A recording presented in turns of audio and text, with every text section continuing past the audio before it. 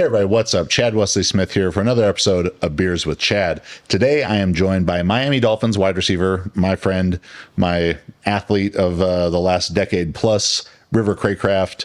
We talk about River's path from high school as a two-star recruit to being an All-Pac 12 wide receiver at Washington State to then an undrafted free agent, bouncing around the NFL, being cut 14 times, the struggles of NFL life on the bubble, to then finding a home with the Miami Dolphins, how Mike McDaniels has influenced his career, how his wide receivers coach Wes Welker has influenced his career, the high points, the low points, all that stuff. So enjoy this interview with River. You know, this is an experience that most of the NFL is living an experience more like what River's dealing with. It's not just the guys who are stars and making hundreds of millions of dollars. So I think he has a lot of great insights and a lot of great heart in this story. As always, Beers with Chad is brought to you by the Juggernaut AI app. You can use code BEERS at juggernautai.app to get fully customized powerlifting training that grows and adapts with you and your feedback. So save on your subscription by using code BEERS. Hope you enjoy the episode.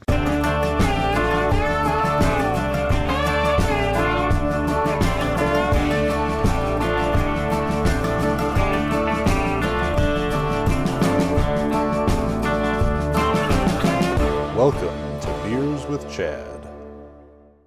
Riv, what's up, brother? What's up, dude? How you doing? Good. I haven't seen you in a couple of weeks. This is a little rare. I know. Well, I got a home gym in my garage now, so. Dude, everyone be doing home gyms now. Philippe, home gym. Aubrey, home gym. You, home gym. Naaman, home gym. I'm stuck with Nick and Danilo as like my guys who come. And Cub and some other MMA guys you haven't met yet. But, well, you do have a new home gym as a home owner. I do. Yeah. Part of your busy off-season life. Ooh, man. It's been hectic. Putting everything together, unboxing things, running to the dump, and trying to furnish the place. It's new. It's exciting. It's got my attention right now. About ready to leave for Miami. So, got to set that aside for a second and get back to reality with football and come back to it after. So what's typical day in the life NFL offseason for you? I'd say it's pretty relaxed. I mean, a lot of the guys that I know, they like to kind of like hit their training in the mornings. Some guys are early guys, some guys are not. I myself, like, I don't love training at the 6 a.m. stuff. You know, this is kind of my time to catch up on sleep throughout the off season. So I'll usually train like 8 a.m. or something like that. Usually I'll start with the lift, and then I'll go to the run depending on what the lift is, what the run is. Those kind of switch throughout the week. But usually my days training-wise, like on the field or in the weight room, are kind of like 8 to noon. And then after that, it's like recovery stuff. You got physical therapy if you got little bumps and bruises going on. Then usually the afternoons are pretty open. You know, you can golf and you can cook, grill up, whatever you want to do. But it's kind of what I like to do. You've been running routes much these last couple of weeks?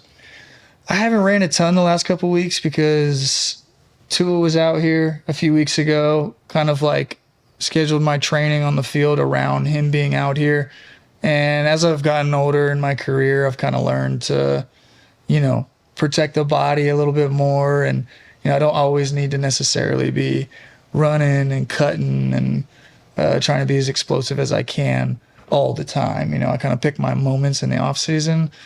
So when QB1's out here, yeah, we're gonna turn up. But when he's not out here, it's more spot catching. It's more coasting through routes, making sure your footwork's right.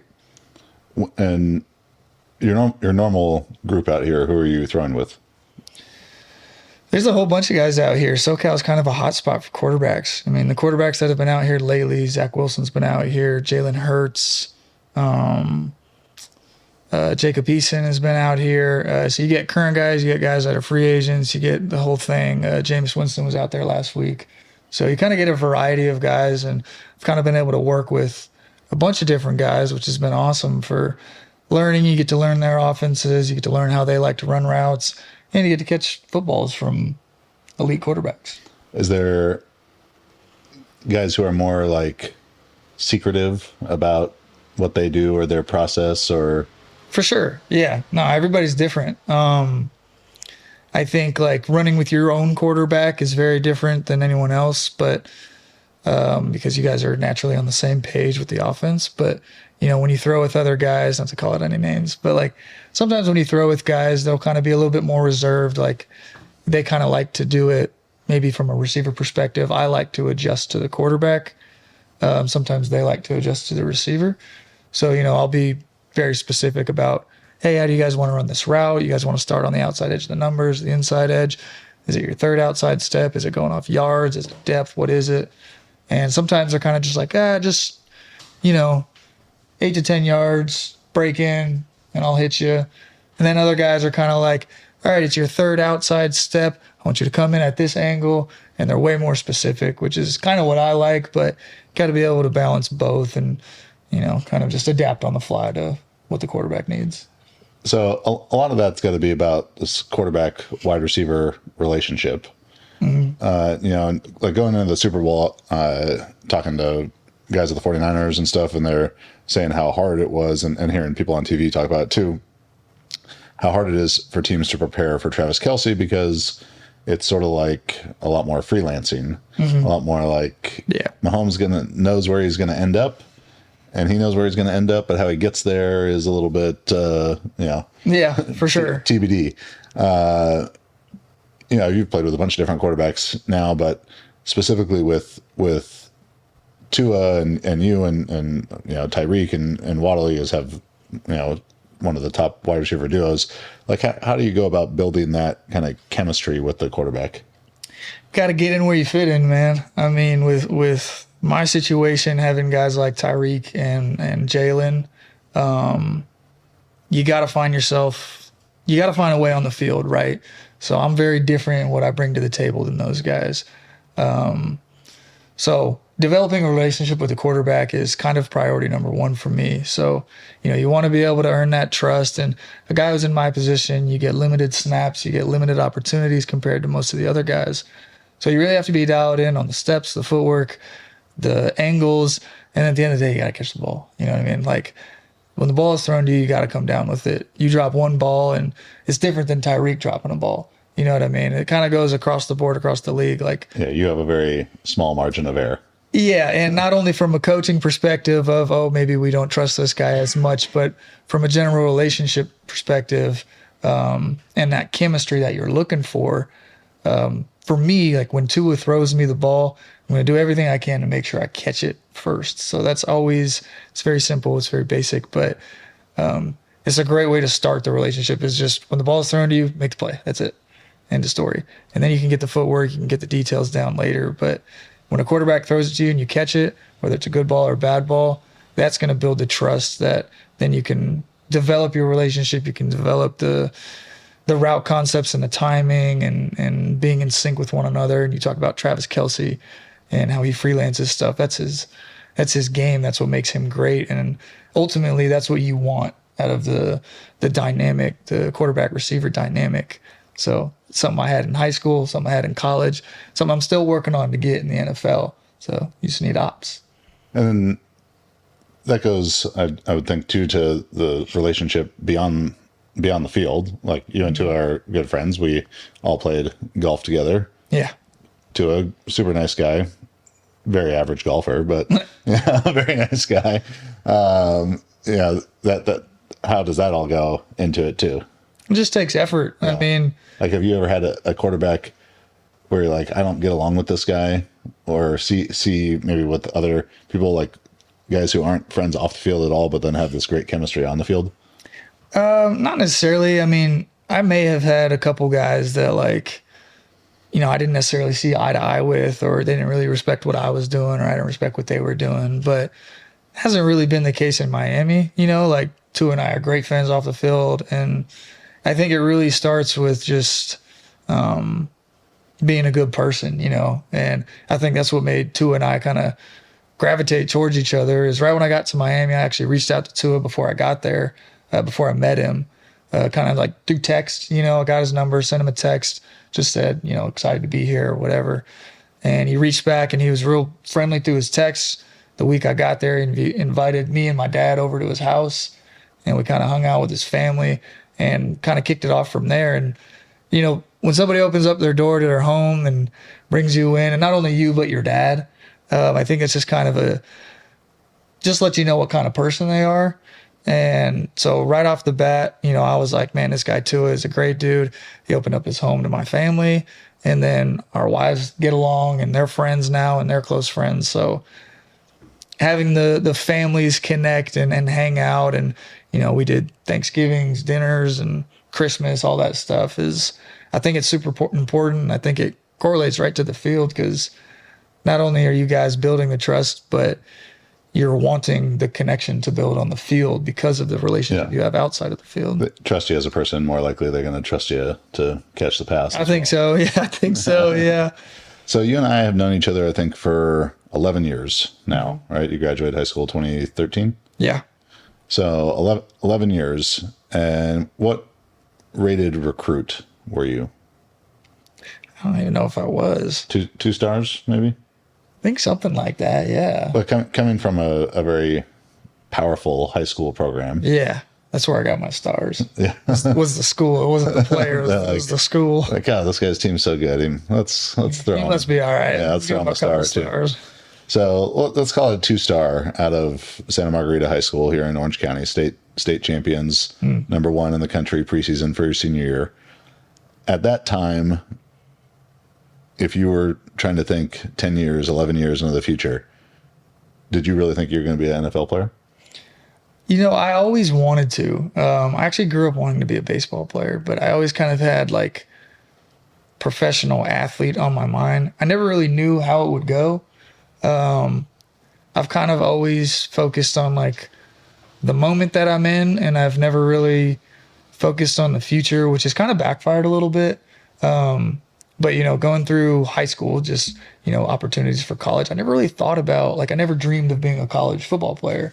I knew it was like a part of the process, but, I didn't sit there and fantasize about which college I was going to go to and how it was going to play out. And was I going to be a starter? Was I going to be a backup? Like all the things that I think most guys do actually think about.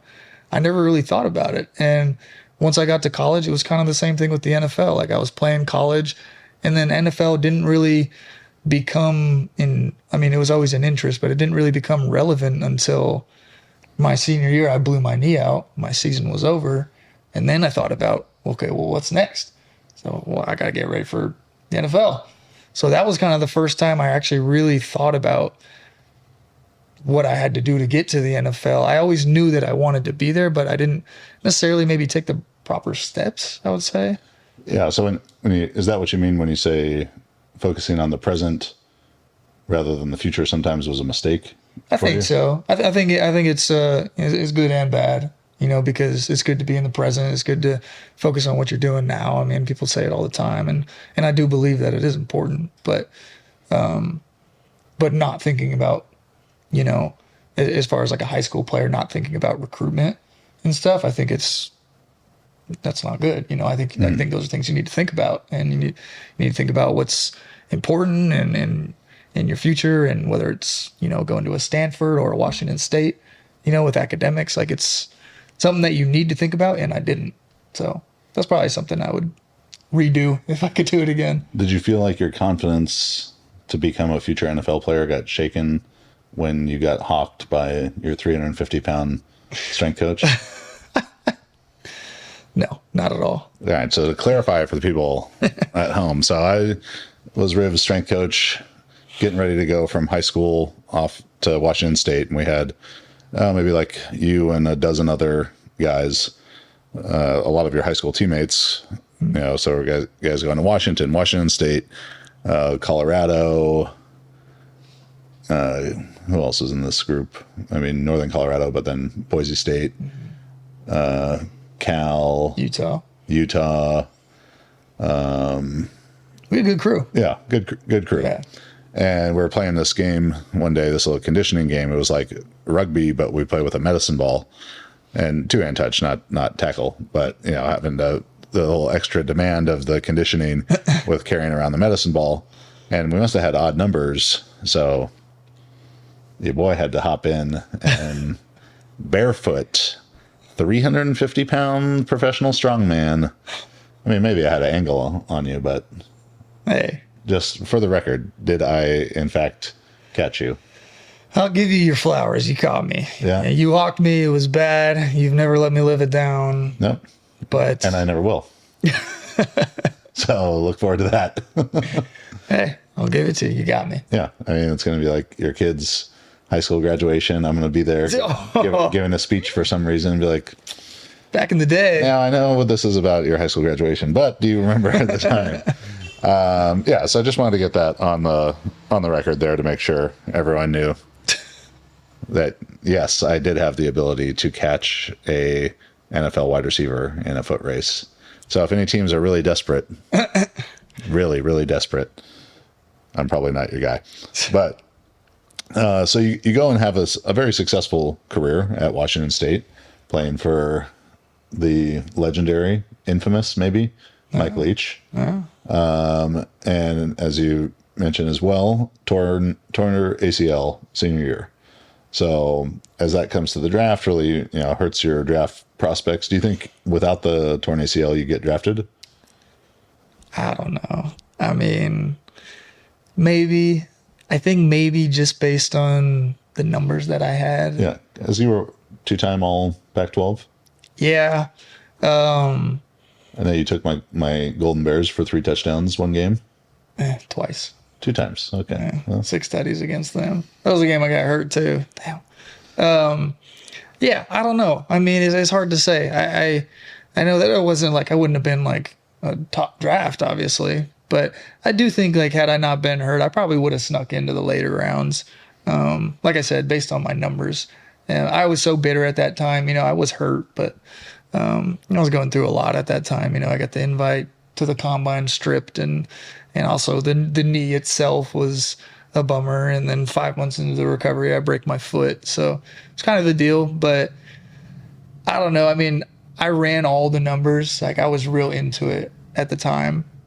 And there were 2 guys in the draft that had better numbers than me. One was Cooper Kupp, who I think he's done pretty well for himself. pretty well, yeah. The other guy was Gabe Marks, who leads the Pac-12 in receiving history. Your teammate. My teammate. Yeah.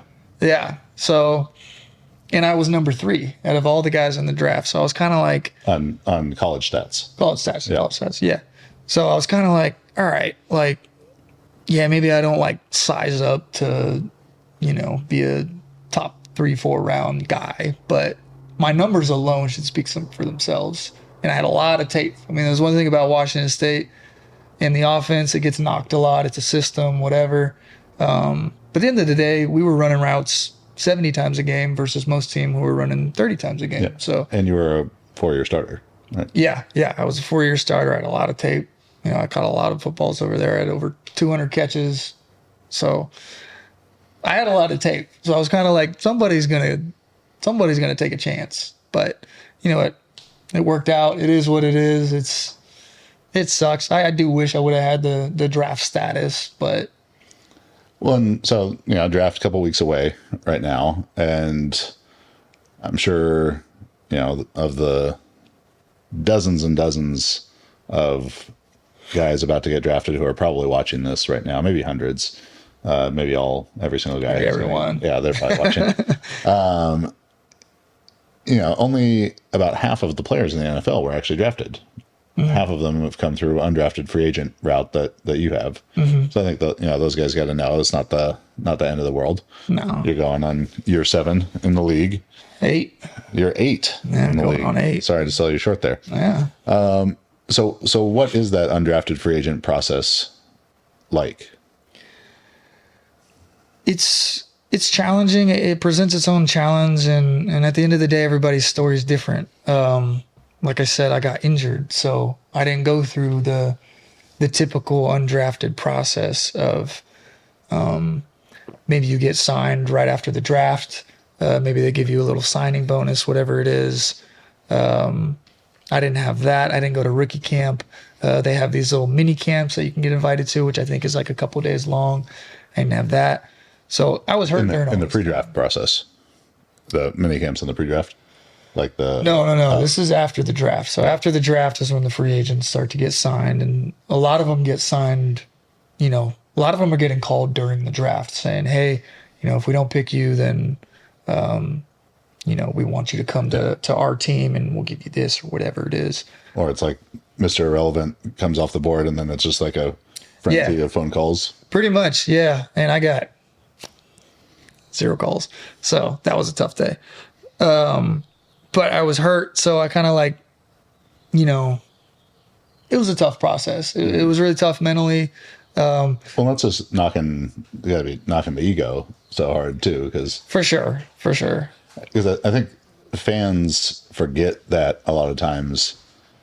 It's like even guys who are low on the depth chart or scraping to make a team on the bubble of making teams.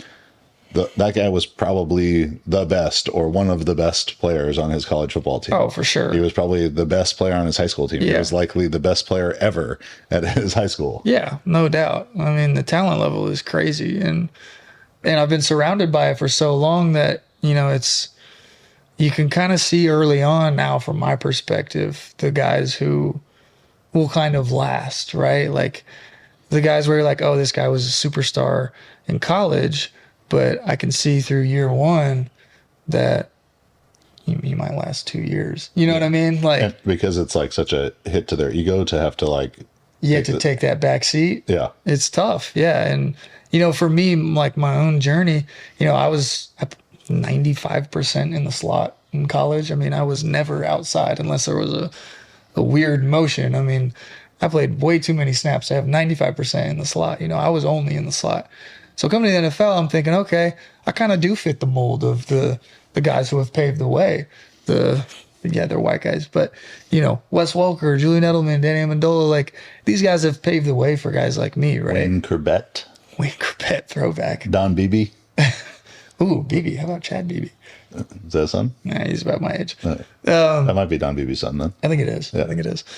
But these guys have like paved the way. So coming into the NFL, I was kind of like, okay, like most teams should look at me in a light of this is a potential slot guy, right? And then I kind of quickly found out that it's not really the way it works. And it really depends on the offense you're in. But I found myself on the outside, playing outside receiver, which I always thought was kind of a big, fast guy. And then I kind of thought like your savvy, technical guy was in the slot, which is what I did my whole career. And I got to the NFL and they were like, no, you're outside. I'm like, well, how am I going to? I was like, this is a completely different game out here. And I was like, I haven't been doing this for 8 years. I've been doing the other stuff. And I've had to learn. I've had to adapt and learn how to run routes that I'm not the most comfortable with, like go balls. I mean, it's not a specialty. I'm not a super fast receiver. So I'm like, all right, I got to figure out how to do this because this is my only way on the field. You know what I mean? So it's been challenging, but it has been fun. So the early part of your career, start with the Broncos. 2 years with them, most of 2 years. Doing some change. Then some change with the Eagles. Cup of coffee. Yeah. Couple weeks. Yeah. The last little bit of loose change in the cup holder kind of thing. Yeah. And then to the San Francisco 49ers for 2 full seasons, right? Mm-hmm. Yeah. Yeah. So bouncing around all those teams, if you could go back to draft day and no calls come, what advice are you giving to young River? Something I never did growing up until I got to San Francisco. So after the Broncos, after the Eagles, after the failed tryouts and all that stuff, was I kind of lost the fun. You know what I mean? Like I lost I didn't lose the passion, but I lost fun. Like I didn't have fun. It was kind of always a job. I was that guy who was getting cut every other week. That part obviously isn't fun, but you have to, like, my dad always says, stop and smell the roses. And I've always felt like if I stopped and smelled the roses, that I would be complacent with where I was at and I wouldn't work any harder. So I always kind of like anytime there was a moment to take in, I didn't do it. Like hindsight, my first college game, we're playing at Auburn. Very cool moment that it's probably the biggest stadium I ended up playing in my college career.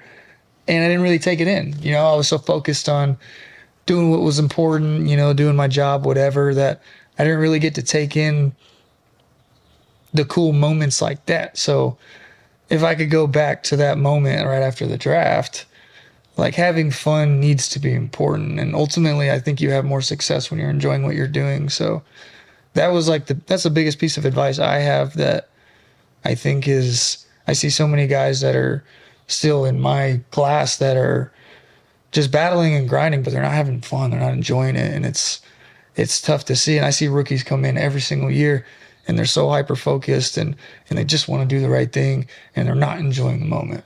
And it's like, I think people in those positions need to realize that the more you enjoy the moment, the better you're actually going to perform, you know? And I think it takes an effort to connect with the guys in the room. And that's something I never did even until I got to Miami, was put an effort in to let me make sure I'm friends with these guys. Like, I want to have a good time. I want to have fun. I want to be friends with Tyreek. Dude's going to be in the Hall of Fame. You know what I mean? Like, Do you feel like that kind of came about because you've always felt like, well, it's like someone who moves a lot when they're a kid. Maybe they feel like they don't need to make friends at that school because they're about to go to another school. They're like, there's a little bit of that. Yeah. I mean, there's a little, but it's kind of feeling like, probably to what you're saying, like you're not really fitting in, you know? And like my time in Denver and my time in San Francisco, I never really played receiver. You know, I was all special teams. So as much as I wanted to fit in and be one of the guys in the room, it was real tough because I wasn't doing the same things they were doing. Mm-hmm. You know, I was kind of on this lower level of, you know, I'm scraping and clawing just to be on the game day roster every week. And even when I am on the roster, I'm not in the huddles on offense. You know, I'm not out there grinding with the guys. Like, I'm over here on special teams doing my thing, which is fun. It's like, it's a great way to get on the field, but I think you didn't grow up dreaming about one day I'm going to be a punt gunner. You definitely don't think that. I mean, and that's like a humbling thing, you know, I didn't play any special teams in high school and college. I mean, I probably would have if they asked me, but I was always playing offense. Yeah, you're busy being the wide receiver. I was busy being the wide receiver, and, you know, you get to the NFL and it's different. You know, there's only a few guys on the team that only play offense or defense. Everybody plays special teams. So that was new to me, and I think that's new to most guys that come in. How many times have you been cut? 14. 14. Yeah. I remember one of those times very distinctly. I'm sure you do. Even more distinctly is right before that NFC Championship game against the Rams with the Niners. I know that one hurt extra. Yeah. And so the week before that was your last game with the 49ers. Mm-hmm. And then there were some changes that happened. Mike McDaniel gets the job as the head coach for the Miami Dolphins. Mm-hmm.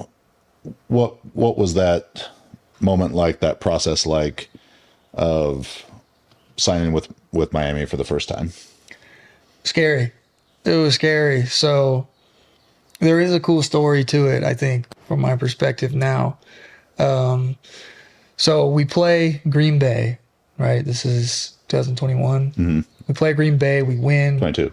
22? No. I was in Miami in 22. Or I guess it was January of 22. Yeah. So we're playing Green Bay. Freezing ass cold. It's very cold. It's in the negatives. It's snowing. We beat Aaron Rodgers in Lambeau. Very cool moment. Something I'll always remember. After that game, how fungus steals her shine on what should have been the unblocked touchdown. He saw it at the last second. Oh man, I wanted that one. No, but that was a super fun game. And we're playing the Rams the following week in the NFC Championship. And long story short, they cut me the day before the game. They actually fly me out with the team to LA. I was still on the team come Friday, and the game was Sunday. And on Saturday, they sat me down. John Lynch sat me down and, you know, told me the bad news. And it was kind of just a shitty feeling. Yeah. And mind you, you'd been playing like every special team in all the games leading up. Yeah. I mean, I played zero offense. Yeah. But as far as special teams go, I was a core 4 guy. I was on every unit, and I was, you know, the starter for special teams. And I had started for 8 games. So it definitely caught me by surprise because, you know, I didn't think this was a time to make changes after things had been going well. I was playing well myself for my role, and yeah, it caught me by surprise, and it sucked. That one hurt. That one probably hurt the most out of anything because everybody dreams of playing the NFC Championship, chance to go to the Super Bowl. I mean, that's a Yeah, I rode up to that game with your parents. yeah. No, I mean, it was in LA. That's basically home for me. I had probably over 20 people there. I mean, it was a huge moment for everyone, and I get cut the day before the game, so that sucked. I mean, there's no way to. There's no way to. I don't know. I mean, it was just terrible. But moving forward to the Dolphins, so I get cut that day, and I fly back with the team the next day back to San Francisco. Season's over. We lost, right? And I'm doing these little exit interviews, right? So you go in, you meet with these coaches, and they kind of tell you what was good and bad about the season. My situation was obviously a little bit weird because everybody knew that I had just got cut before the game. So meeting with the coaches was a lot of, I'm sorry, wish it worked out differently and things like that. But, I wasn't like that close with Mike McDaniel in San Francisco. Like, not like I am now. As far as the receivers go, he came into the room every now and then. He gave his 2 cents. He talked to us on the field every now and then. So he was the run game coordinator, right? I mean, it's his official title. My second year, he was the run game coordinator. I forget his role the first year, but he had went up the second year to run game coordinator. And I think he was a lot more involved kind of with the quarterbacks. But yeah, so I kind of was doing my due diligence. I stopped by Wes Welker's office and stopped by Shanahan, stopped by John Lynch, stopped by all those guys. Everybody said, oh, it was kind of just the way it worked out. We want you back next year. We're going to sign you to a futures deal. So this is where things get complicated because a futures deal is basically an invite to spring camp, right? Yeah. OTAs. It's basically what it means. It's like we're giving you a contract to give you a contract. Basically. Yeah. Yeah. Like it's not the greatest thing in the world. Yeah. I've signed a futures deal almost every year of my career. So it's an opportunity. But it's nothing, nothing guaranteed or anything. Like a save the date. It's a save the date. Yeah, it's a save the date, basically. Yeah. So I meet with, I wasn't with Lynch actually. So what happened was I had met with all the guys, not Mike, hadn't met with him yet. Wasn't even planning on doing it. And somebody comes down and grabs me from the bottom level of the facility, brings me upstairs where all the coaches' offices are. And they say, hey, come over here in this room. I say, okay. At this point, I don't know what's going on. I'm already technically off the team because they had cut me 2 days prior. But they bring me up. They say, hey, this is your futures contract. We need you to sign this. So that's kind of how they present it to you. They don't really, they want to present it to you without an option. Mm-hmm. You know what I mean? So I do think that it takes a little bit of balls to not sign it right there. It's very scary. I've been in the moment and signed it before when I knew I was going to sign it. I was very bitter about being cut the day before the NFC Championship. I had been cut multiple times throughout that year anyways. And I was kind of like, man, these guys obviously don't believe in me, right? They proved it 2 days ago when they cut me before the big game, and they've cut me all year. And I played 0 snaps of offense this year. I was like, there's no future for me here. I love the 49ers. I love being here. I love the guys, but obviously there's a lack of faith in my playing ability, right? So it's kind of like, all right, I had to consider all this in the moment. So I'm like, I looked at whoever it was that brought me up and I said, hey, I got to call my agent. I felt like that was an appropriate response. And he was kind of like, oh yeah, go ahead, take your time. So I walked downstairs, I walked outside, I called my agent, said, hey man, the 49ers just offered me the futures deal and I want to go somewhere else, basically. I said, if there's anyone out there that believes in me and wants to give me a chance, I will go anywhere else. That's kind of the point I was at with San Francisco. And it was a bummer because I was familiar with the system. I think the coaches liked me as a person. I had good relationships there. I had great relationships with the players. Like, I really did love it there. But the fact that I knew I was never going to get on the field, I was like, I got to do this for me, So I call my agent, I tell him that, and he says, all right, clock's kind of ticking because I got to go back up there and sign this contract. And my agent calls me back about 30 minutes later, And he says, hey, basically nobody wants you. I was like, heard that before. So I was kind of like, all right, my only option is to sign this futures contract. Coming back to the 49ers, it's going to be another long year. I'm probably going to get it cut a bunch of times. And I had basically accepted it within that 5-minute span of receiving that call from my agent and then walking back in the building. And as I'm walking into the building, about to walk up to sign, I just popped in Mike McDaniel's office. And I was kind of just like, hey, dude, see you in a couple months. I'm going to sign back, whatever. And he's like, hey, come in, close the door. And I was like, all right. So I closed the door and he's like, hey, Mike's personality is, he's got a lot of jokes. He's pretty funny. But he brings me in and he's like, hey, man, like, I don't know if you read the internet at all, but I'm up for a head coaching job. And I honestly did not know. I was like, oh, shit, no, I didn't know that. And he goes, yeah, I'm interviewing for the Dolphins on, it was Monday. The day was Monday that this happened because we played Sunday. The exit interview was Monday. He says, hey, I'm interviewing for the Dolphins on Wednesday. He goes, I think I'm going to get it. And I was like, oh, like, nice, congrats. Not even thinking like this has any impact on you. Just not at all. Congrats, Mike. That's good for you. Yeah, I was like, awesome, dude. That's I just got told no one wants to sign me, but congratulations to you. yeah. Basically, I was like, oh man, no, but I was happy for him. I mean, I knew he was kind of the brains of the operation, so I was like, yeah, doesn't surprise me at all. But anyways, he looked at me and he goes, you want to come with me?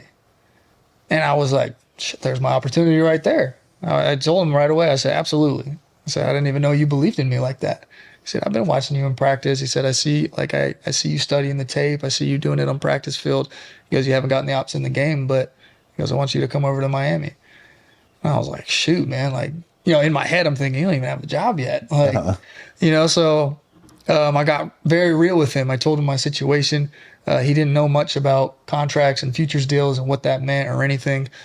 So basically when you sign the futures deal, that does lock you in at least for that team. So you can't sign a futures deal and then Mike goes to Miami and then you can sign over there. Sign works, So what I told Mike was, I said, hey man, I said, hey, look, here's the deal. They just offered me a futures deal here in San Fran. And I was actually on my way to go sign it when I popped in here. And I told him the situation with my agent and how no teams wanted me, blah, blah. And he says, all right, look, he goes, I can't guarantee you anything, but he goes, if I get the head coaching job for the Dolphins, I will sign you the first day I get the job. And he goes, I will guarantee you an opportunity. He goes, I won't guarantee you a spot, none of that. He goes, but I will give you an opportunity to compete.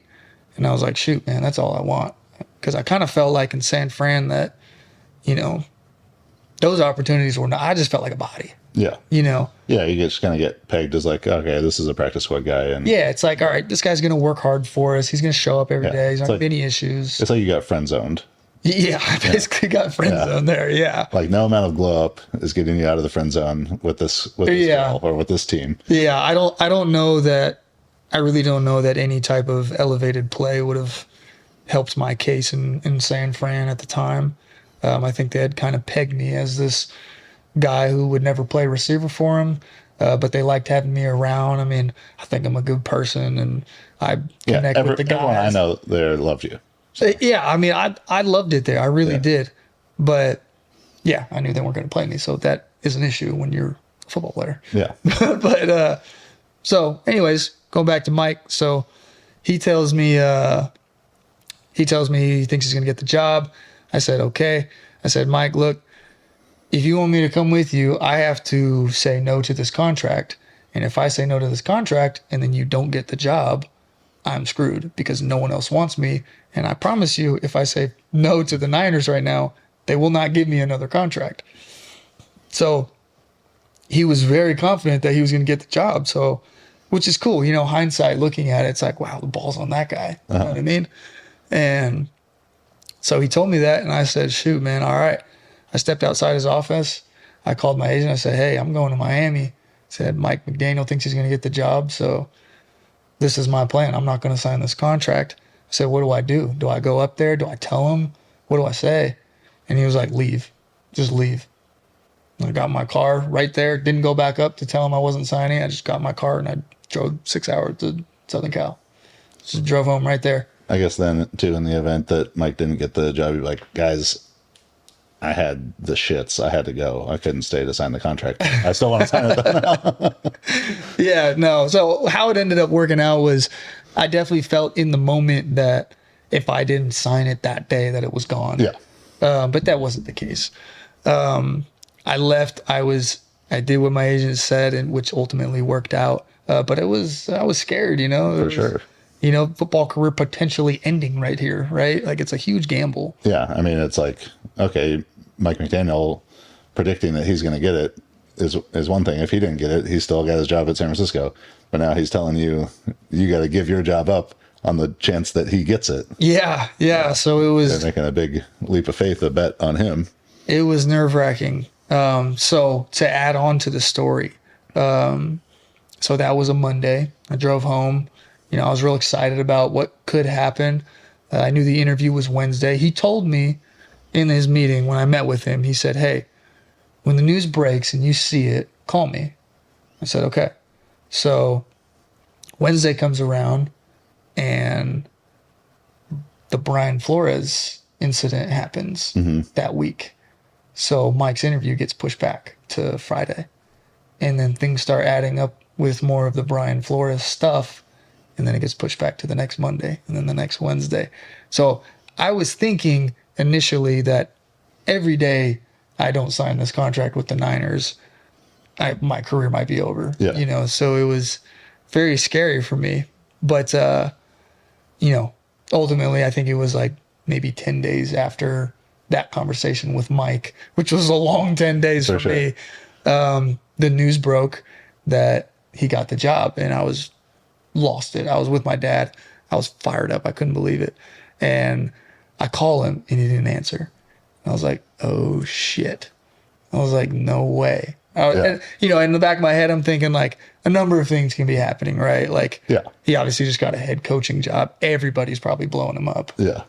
But on the other hand, you're like, what if he doesn't follow through? Like, he told me he was going to bring me. He told me to call him. He didn't pick up. So I was like, shit. Like, what am I going to do? So I followed it up with a text. Felt like that was appropriate. And then the next day he got back to me. And Did you double text him? I did not double text him. Not like an hour later, something like 4 question marks. This happening or no, I think he understood that a lot was at stake, but he's probably 2 a.m. You up? Yeah, basically. But yeah, he got back to me, and I kind of like took matters a little bit into my own hands. I told my agent that Mike had said, hey, he was going to sign me if he got the job. So I was like, hey, when he got the job, I had my agent call Chris Greer, and basically my agent was like, hey, Chris, Mike said this type of thing. And then Chris went to Mike, and Mike was like, yeah, but I was the first guy he signed. So he stayed true to his word. I flew out there the next week, signed. It was such a big relief. But that's just where the story starts, you know, like Mike telling me that I was going to have an opportunity can mean a number of different things, right? And, you know, are you having the opportunity to be the starting receiver? Are you having an opportunity to do my same role, same frame with just special teams? Or am I a practice squad guy? Like, what's the op, you know? It was never really like black and white what it was. Mm-hmm. But what the coolest part was bringing a familiar face over there, like myself and a few other guys. But in the receiver room, bringing myself over there, I was ahead of the game because I had been in the offense for 3 years. And you get to like step into kind of a leadership role. You do. Yeah, you do. And it's cool, you know, and, you know, you sign guys like Tyreek, and Jalen Waddle's already there, and the whole receiver room is different now. Like, Tyreek, let me show you how this one's done here. Yeah, exactly. What you're going to want to do is you run faster than everyone. And you just do whatever you want then. It's a side story. It's very hard to watch and obviously replicate what he does, but it's hard because he breaks a lot of the rules as receivers. You know, it's a lot of stay skinny, you know, slip, misdirection, those are kind of the basic fundamentals of receiver, and you're always selling vertical and things like that. Tyreek can literally just like run around people. Like he kind of goes against the normal stuff. So it's really hard to watch and be like, oh yeah, I can learn from that. I can learn from that. Like I just watch, it's just for fun. It's like YouTube highlights, you just watch them and you're like, that's cool.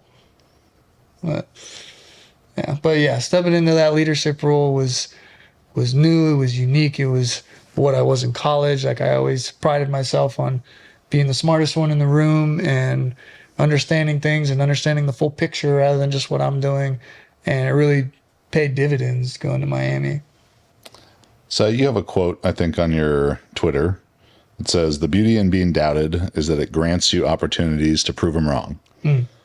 I've seen you get doubted from afar in some of the situations, like in San Francisco getting cut or whatever, right in front of my face at a joint practice, Niners and Chargers joint practice a couple of years ago when, Derwin, you were about to get in a fight with Derwin James and Joey Bosa. Yeah, not my best moment. It wouldn't have. That one would have ended well. Yeah, I was watching it and I was like, oh, way to mix it up in there, Ray. Way to stand up for yourself. And then Joey Bosa grabbed you from behind, and I was like, shit. Yeah. I was like, hopefully Nick jumps in for you there. Nick Bosa. Like, hey, big bro, let's let off this guy. But so to see, and it definitely happens. I think you're a small or white wide receiver in the NFL. Like that's a lot of people going to doubt you. Is there a moment that stands out in your mind as like this was the prove them wrong moment? Just any time in my career? Yeah, and with Miami particularly. The third preseason game that we had in Miami was against Philly, and my first time getting into the end zone in the NFL. So I was year 6. I had not been in the end zone, not in the preseason, not in the regular season, nothing. And that whole offseason and training camp was different for me because previously, like with the Niners and with the Broncos, every team that I had been on, I had kind of been like penciled in as like the 5th, 6th guy at one position. So really I'm like 10 deep, right? Like I'm not even in the ballpark.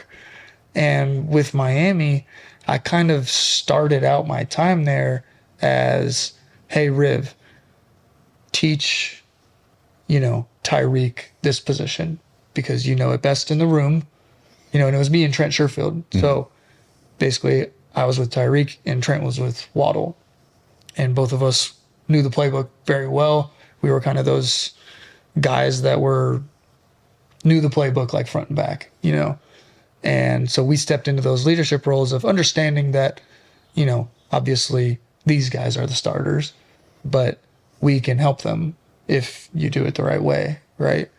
So that was the role that I was kind of thrusted into from the beginning was, hey, you're a 2, which was new to me because usually I was the 4 or 5 at one position. And I was kind of like, hey, no. You work directly with these guys and you get them up to speed so that we can perform and you can be their backup and fill in.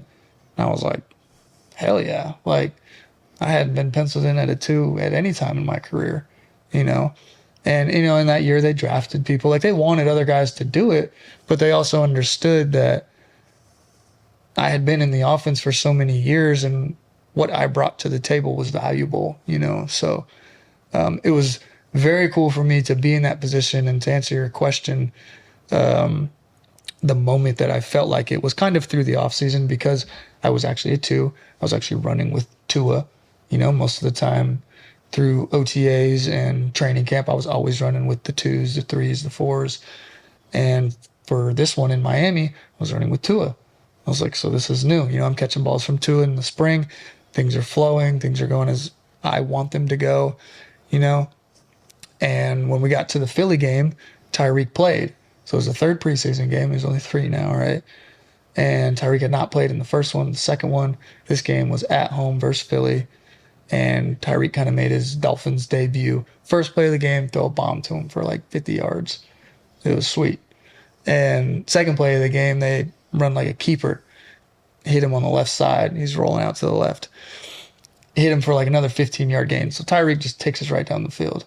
And the funny part about this story is Tyreek and I have developed a good friendship, and he had told me prior to the game, he was like, I'm going to let you get one. I said, dude, you let me get 1 or 2 touchdowns this year, that's all I need. I said, I'll be happy. I said, just let me get a couple. That's it. And he was like, I got you. And I was like, all right, not thinking anything was going to actually happen. He's not going to do anything about it. He catches those 2 balls. We're on like the 11-yard line. Tyreek comes running out, and he's waving at me, like, come get me. And I was like, all right, So I run out there, go in, and we ran the exact same play, actually, the keeper that he caught, but I was at a different position. And they threw it to me, touchdown, and it was my first touchdown. It was overwhelming feeling. My parents were there. It was the coolest feeling ever. Come running onto the sidelines. I got Tua, Tyreek, Jalen, Trent. Like, all the boys are coming up congratulating me. They knew what it meant to me. They knew that I had never been in the end zone. Wes gave me a big hug. Like, he had been with me for 2 years. Didn't play any receiver for him over there in San Fran. And, like, they knew what a big moment it was for me to finally have some success, So that was my moment where I was like, all right, this is all worth it because of this. So my moment for you, well, the one I was hoping you were going to say, but was your first touchdown in the regular season. Oh, so yeah, go ahead. So against the Ravens, week 2 or 3. 2. And you guys are down 21. Yeah. Right? So Nick, like River's best friend, best man, and I are friends as well. So we're at Wild Goose watching the game. Yeah. And, we're like, oh, shit, Riv's in.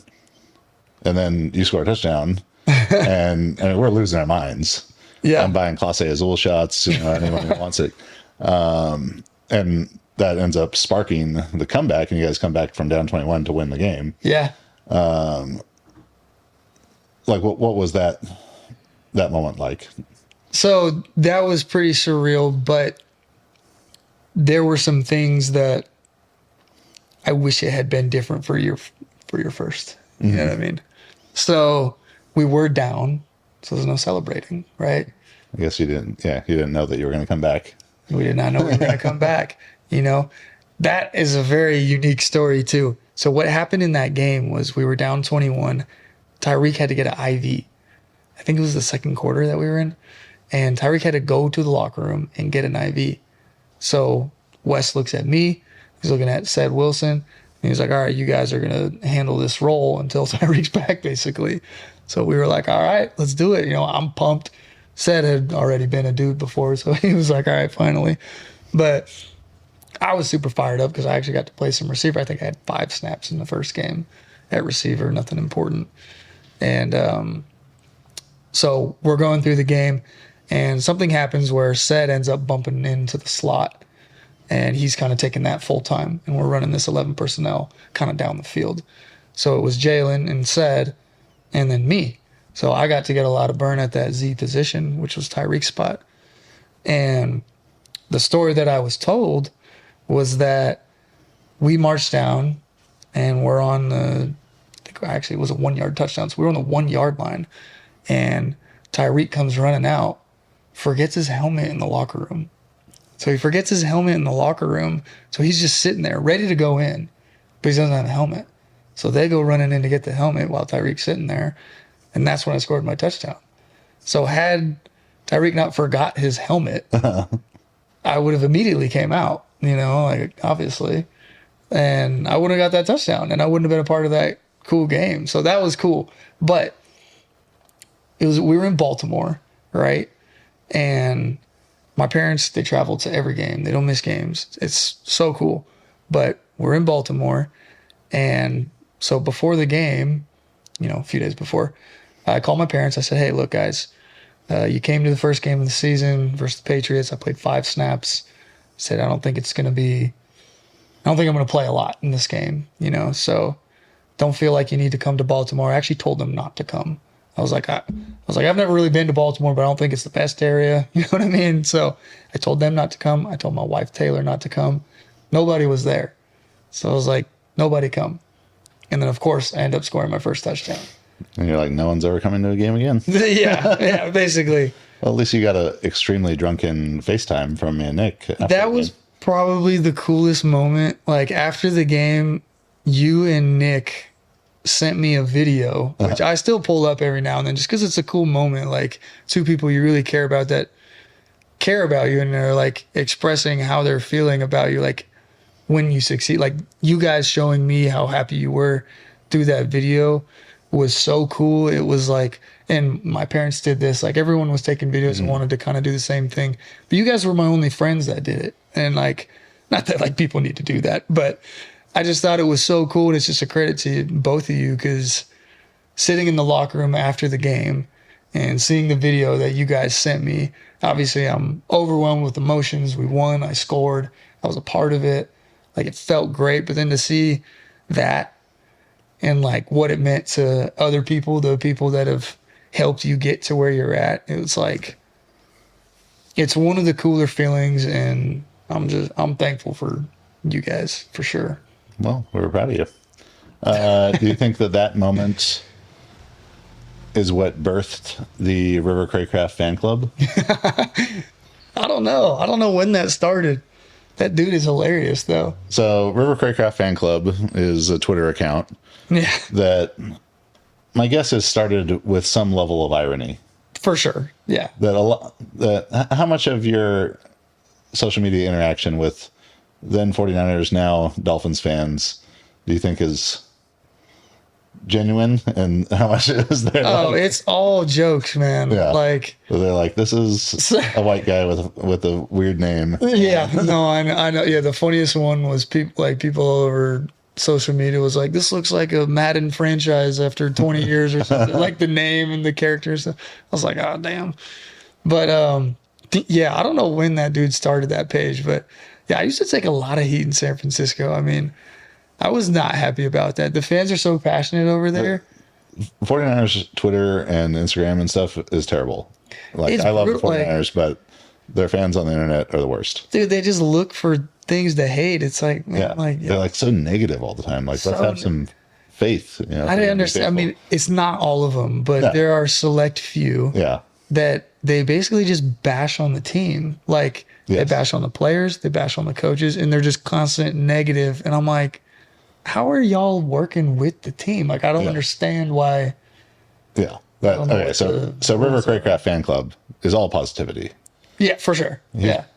My only gripe with him is he's so active that if I'm actually trying to find real news about you on Twitter, like after a preseason game or something, it's so hard to, because it's every one of, I search River Cracraft, and every tweet that he has, 200 tweets he's made that day have come up. And some of them are about you, but not exclusively. Have you met that guy? I have met him. He came to a game last year, and he was wearing my jersey. Like, I do think it started as jokes, and like, I used to get all the time in San Francisco, like the 49ers legend. 49ers legend, yeah. You always make fun of me for it. And I hate it. I'm like, oh, man, like, this is so annoying. I used to get it in Philly too. I was there for 2 weeks, and they're like, Eagles legend. I'm like, man. But that guy, he came to the game, and I met him, and he was wearing my jersey, and I've only seen like probably 3 or 4 people with my actual jersey on in a stadium. It's a cool feeling, right? Like, people you don't know wearing your jersey. Non-family members. Yeah. And you're like, hey, let me sign that for you. You know, like, when Nick and I were flying up to Dolphins Niners, and there was a guy with an 85 jersey on in the Orange County airport, which I don't know if it was because it was Orange County. I thought that there was more chance that it was yours, but it didn't cross my mind that it was anything but a River Cracraft jersey. But it was like a throwback jersey, No way. For not a River Cracraft jersey, but it was like a duper jersey. Yeah, it was a duper jersey. Gotcha. Yeah, those are pretty popular. I saw the guy, I was like, sick Cracraft jersey, and he's like, that's a duper, but yeah, go River. Yeah, duper, what a guy. What a guy. So do you give like the River Cracraft fan club guy like a lock of your hair or anything? No. So I met him at the stadium, and they're like in the stadium, and I had him come down to like the railing, And I was like, let me get the jersey. Let me sign it for you. So I signed the jersey, and I gave it back to him. And I was like, hey, I don't know if you're making this account as a joke or anything, but the fact that you're here, you have a jersey on, and whether it's jokes or not, you write all positive things about me. And the reality of the social media negativity world is it does play a factor sometimes. Like sometimes you go down the rabbit holes and you read these things and you're like, man, fuck these people. Like, you're like, man, they don't even know me. Like, they don't know what I've been through or anything. They're just bashing on me for no reason. But this guy's out here like talking about, the work I'm doing. He's reposting videos. He's finding clips of me in games, like not even getting the ball, just doing good things. And he's putting it out in the world. Like it's positive things. And like, whether it's jokes or not, this is what I told him. I said, dude, like, thank you. Like there's not a lot of people that write positive things out there. And I said, whether you're joking or not, like I really do appreciate it because there's so much negativity. And especially in my career, especially in San Francisco, there was a lot of negativity on the internet. And I was like, just to have somebody writing good things about me, it makes me feel good. Like I appreciate you. And I think he was super grateful to hear that. I think his response made me feel like it was real. Like I think it is. The RCFC, I think, is adding new members daily. And that I do see a lot of Dolphins fans like legitimately understand what you bring to the team there. Yeah. That if it's a tough third down catch, you're going to make it. Maybe you're not going to, juke 5 guys after it like Tyreek and score a touchdown, but you're going to make the play that you need to make. You're their best blocking wide receiver, pound for pound, best blocking wide receiver in the NFL. I'll say it. You heard it here first. I'm not that. All right, you heard it here first. But yeah, I do think it's genuine, and they got a lot of love for you. I think so for sure. And I signed his jersey, and then after the game, he tweeted. He said bittersweet moment because he can no longer wear the jersey. So I sent him a jersey so he could wear. I think he came to another game, but. Well, I'm definitely expecting that he retweets this podcast. So. Oh yeah, for sure. Just tag him in it. I'm sure he'll retweet it. Yeah. All right. So wrapping up here, your favorite wide receiver, current or ever, to watch for you to learn from. I mean, Wes Welker is a pretty obvious answer there. I mean, every kid that looked like me growing up was watching Wes Welker, and then they were watching Julian Edelman. Like those are the two guys that everybody wants to be like, right? I think Wes was kind of, he wasn't the first, but like, at least for when I was growing up, that's when he was huge, right? Like, to me, he changed the game. Like, the way he ran his routes and everything. What's kind of funny is watching him growing up, I always thought he ran his routes a certain way. And it wasn't until I started playing for him that I realized that it was actually completely different.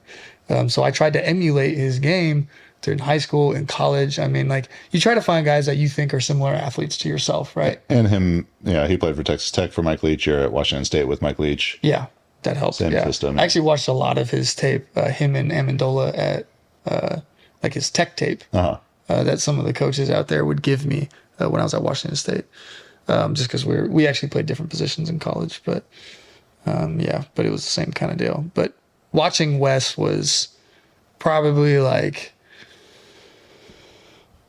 the biggest influence, I'd say, just because I think looking at Wes, I think most people would agree upon this, even if you don't think he's the best player ever. Like, he gave hope to the less athletic guys, really. You know what I mean? What's interesting about Wes is you watch him play, and people who are familiar with combine times, 20-yard shuttle and 3-cone drill, you'd watch Wes Welker play football and think this guy probably ran a 3.8 shuttle and a 6.6 3-cone drill because he's so quick. He plays so quick. He actually had really bad times in both of those, like a 4.6 shuttle. I mean, to the point where I was like, he had to have slipped. It was like a 4.56 shuttle and a 7.3 cone drill. Yeah, I don't think the 40 was great either. No, it was, maybe it was 4.56 40 4.65 shuttle, but something. And where I was like, did they mix this up with like a lineman's time? But then he plays so fast, and I think that's just such a great testament to film study and understanding how to put a receiver or put a defensive back off balance, and that you as a wide receiver, where you're going, they don't know where you're going, and to be able to use that to your advantage so well, where guys who might run 4.3 40s, they don't have that same ability, so they don't get the same separation. Yeah, his value in setting people up and making people think he's going a different way was what made him successful. And that was one thing through watching tape that I didn't understand until I met him and learned from him directly of why he was doing the things he was doing. And another thing that helped Wes was he was very unorthodox. You know what I mean? Like, he was very intentional with his movements, but he's very unorthodox in his running style. Like, his arms are all over the place, his legs are all over the place, and I do think that helps. And I think you see that in guys like Travis Kelce. Mm-hmm. Like, I think that's a reason. There's a reason that guys like that are successful. Because it's probably harder, if a defender is looking at this, they're trying to predict what you're going to do based on everything they've seen before. Yeah. Then they're like, well, we got crazy legs Cracraft coming at us right now. I don't know what to do with this. I've not seen this before. And see, I'm not like that, though. Yeah. Like, that was something that I crazy had to... Kelsey. Yeah. New nickname. That one's for free. Yeah. I had to learn that, though. Yeah. It was funny. Edelman told me, I was training with him a few years ago, and I was on the field training, like running routes, and I was basically trying to run just like him, mm-hmm. right? Like, he's at the peak of his career. He'd won a couple Super Bowls. And I'm like, dude, I get the chance to train with Julian Edelman. Like, let me try and do things just like him. I studied his tape. I already tried to do things outside of training with him. And I'm training with him, and he stops and he looks at me, and he's like, quit trying to fucking be like me, bro. And I was kind of like taken back. I was like, oh, man, like, what's he talking about, And then he explained himself. He's like, look, I learned from Wes. He goes, I'm a taller Wes. He goes, I can move a little bit like Wes, but I'm not the same player as him. He goes, you don't move like me. You move very differently. He goes, you have to create your own self, basically. He's like, you can't look at me and try to do the things I do, not because you can't, but because you're built differently. You're taller than me. You're like whatever. So he was a little bit like shorter and stockier, and like I'm a little bit taller and skinnier, and like we just don't run the same, you know what I mean? So that was like probably the best piece of advice that I got, like training with people, where I was like, oh man, like one of my idols just came up to me and hit me with some real shit, you know what I mean? So I was always appreciated that. But from then on, I always tried to like be myself. That's why I say when I watch Tyreek, like it's cool to pick things from them, but don't try to be like Tyreek. I mean, that's the obvious. Like, I'm a completely different receiver than him. I can still be successful, but like, don't try to run like him. Don't try to jump like him. Like, you got to do it in a different way. You got to find out what works for you. Well, Riv, 2024, year 8 in the NFL. Yeah. Very proud of you, man. Thanks, dude. Excited. I'm actually got to make it out to Miami this year. Yeah, you got to come out for sure. Yeah. Got to. Right. Play golf with my buddy Tua again. There you go. Appreciate you, dude. All right. Fins up, brother. Fins up.